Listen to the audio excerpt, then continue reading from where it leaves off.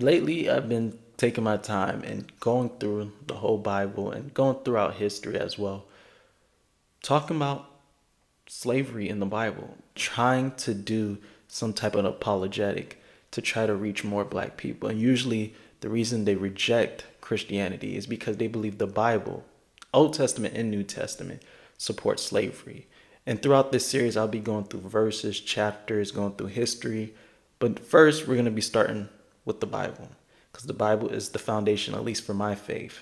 We're not going to talk about supposedly about the supportive text that supports slavery, but also go over the verses that talked about misogyny that some people impose. I will touch on these subjects because they all tie in with each other in some way. Even the New Testament gets criticism. But let's look at the text. Exodus chapter 21, verse 20 to 21.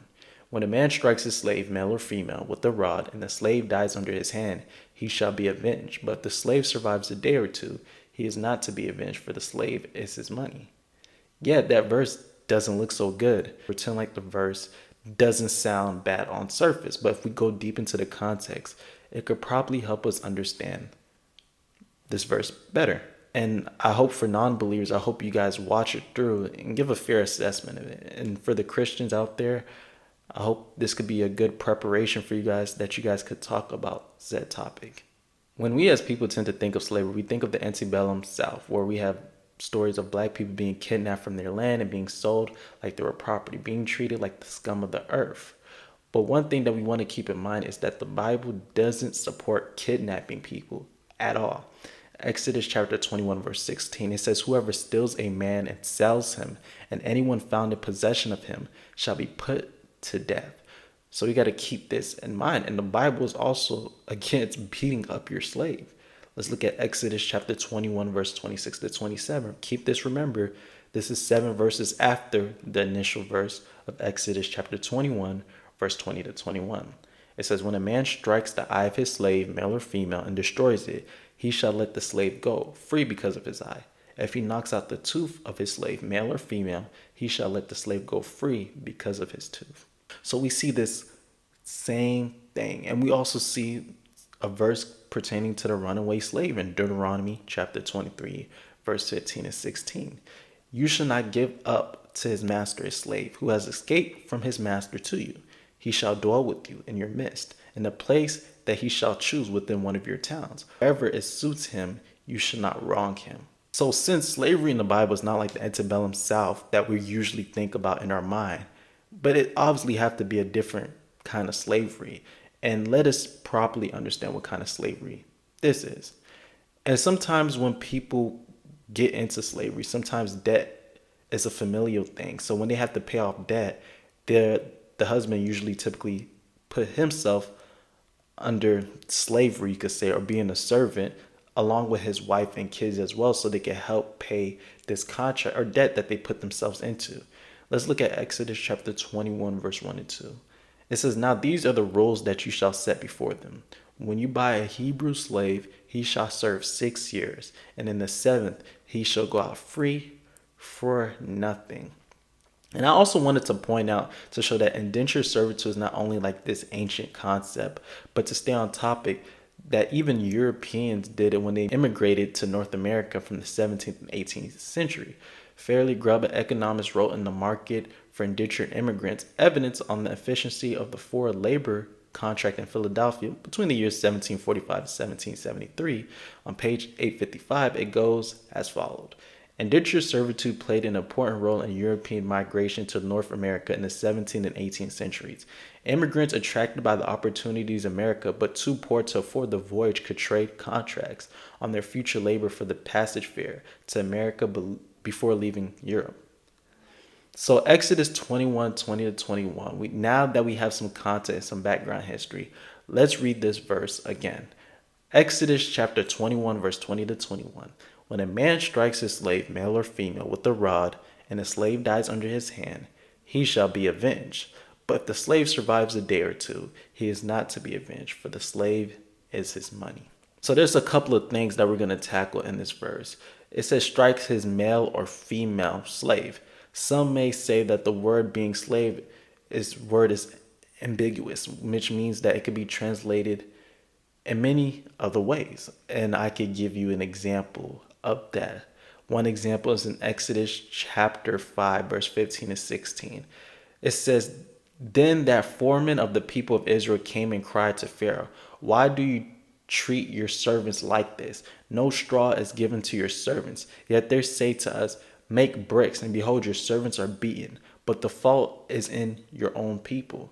So we see the context of this is that these are the Israelites when they're in slavery, but they call them servants, even though technically they'll be like slaves in a sense because they used to be beaten and nothing will happen to them if they got beaten. The accusers or the persecutors could still beat them. But let's also look at Genesis chapter 41, verse 37 to 39. It says, "This proposal pleased Pharaoh and all his servants. And Pharaoh said to his servants, 'Can we find a man like this, whom is the Spirit of God?' Then Pharaoh said to Joseph, 'Since God has shown you all this, there is none so discerning and wise as you are.'" But if you look at the New Living Translation, you see it translate the same word as officials. But these officials are under Pharaoh, so they're technically his servants. But nobody would see them as slaves because they're just serving or doing their role. So it almost seemed like serving in the Bible is like if you have somebody above you in any kind of way. We're even going to look at Isaiah chapter 49, verse 5 to 6. And these are the servant songs. And some of you guys may be familiar with this. If you're not, these are prophetic Isaiah texts, you could say, that talks about Jesus. And I want to read Isaiah chapter 49, verse 5 and 6. It says, "And now the Lord says, He who formed me from the womb to be his servant, to bring Jacob back to him, and that Israel might be gathered to him. For I am honored in the eyes of the Lord, and my God has become my strength. He says, It is too light a thing that you should be my servant to raise up the tribes of Jacob, and to bring back the preserved of Israel. I will make you a light for the nations, that my salvation may reach the end of the earth." And this verses are talking about Jesus, and they call him servant. Obviously, Jesus is not a slave. He's the son of the living God. So his authority and status is way above anything we could think about. But it shows you that this word abed for servant doesn't mean a slave that we think in our heads. So lately, I do this as a learning process because I'm learning. As time go by, I'm learning, and you guys can learn as well too. But I was reading this book by Gregory Cherachini. I know I probably butcher his name so many times. But his book about debt slavery in Israel and the ancient Near East, he gives a lot of insight about this. But he believes that these verses are not pertaining to Hebrew debt slave, but rather foreign slaves. Whether that be true or not, but I just want to go with his approach just for a little bit. Some people will say, oh, this is talking about foreign slaves. Let's just say if it's talking about foreign or Hebrew slave, it doesn't matter, but it still proves a point. He believed that in Exodus chapter 21, verse 12 to 13, he believes that is talking about a Hebrew slave because a Hebrew slave is still a citizen, but they're just under contract for a moment in time. And he believed that helps prove his thought process that Exodus chapter 21, verse 20 to 21 is by a foreign slave. But let's keep that on the same track and say that is true. Let's keep it up. In page 167, he says something.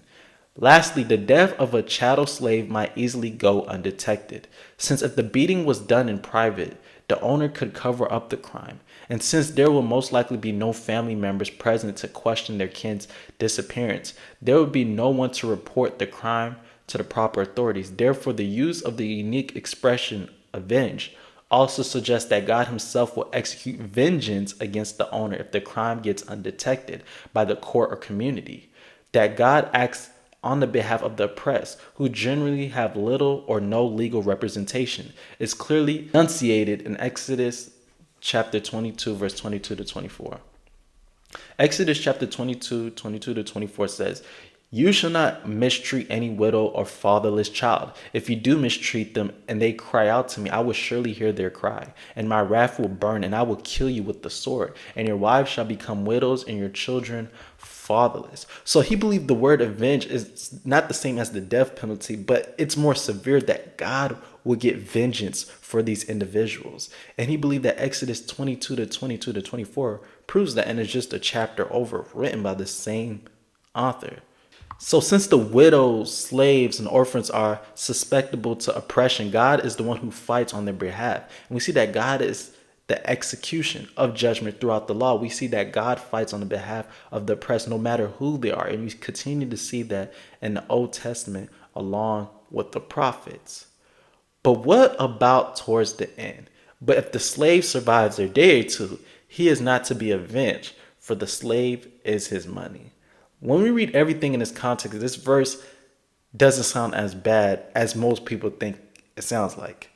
If we go back to Exodus chapter 21, verse 26 to 27, it says, when a man strikes the eye of his slave, male or female, and destroys it, he shall let the slave go free because of his eye. If he knocks out the tooth of his slave, male or female, he shall let the slave go free because of his tooth. So we see if the slave survives a day or two, he is not to be avenged, for the slave is his money.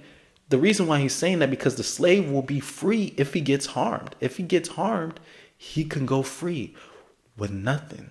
The slave is the guy's money in the sense that he's paying off a debt. And if he doesn't pay off the debt because the owner decided to abuse him, too bad to the owner. He lost his money that he was supposed to earn. He no longer have to get paid back because he mistreated somebody who was working to pay off a debt that they had, but they misused their power. So you could see the verse like this. If a man kills an owner or master, kills their slave or servant, he gets avenged, but he gets avenged by God. God will execute judgment on him. But if the slave survives a day or two, then the slave goes free, because you know why? He has his freedom. And when most people say for the slave is his money, in technicality, he is his money because he's paying off a debt that he didn't pay back previously. So he has to pay it out eventually. So you see that the Bible does care for the slaves, cares for the servants, that they're supposed to pay off their debt. And once they pay off their debt, they go free with no harm. But if a master tries to harm the slave and he gets harmed in any way or capacity, he could go free, meaning that he doesn't have to pay money or work hard for somebody else. He could go free and live his life. But if he dies, God would take vengeance, because God avenged those who oppress those who have no power at all. And I think that's the beauty of everything. And as I go through the study, I'm also going to do Leviticus chapter 25, verse 45 to 46, what seems to show that the foreign slaves could be slaves forever with no hope or anything. But I want to tackle these verses, look at these contexts, and tell me what you guys think below.